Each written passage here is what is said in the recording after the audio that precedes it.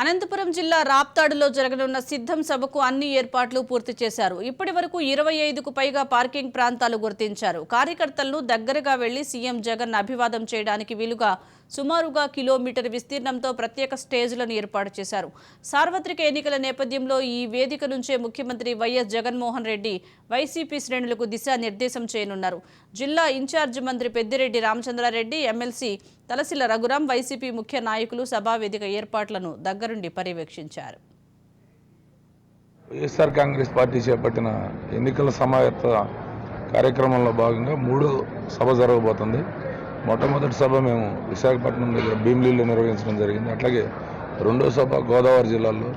ఎటువంటి అంచనాలు లేకుండా చాలామంది కూడా పెద్ద పబ్లిసిటీ కానీ ఏం కల్పించకుండా మా కార్యకర్తల వరకు ఈ కార్యక్రమానికి సిద్ధం చేసే పేరుతో చేసిన సభలు ఇవి. ఇది చాలా సువిశాలమైన ప్రాంగణం. సుమారు 250 ఎకరాల్లో ఈ సభ జరుగుతుంది.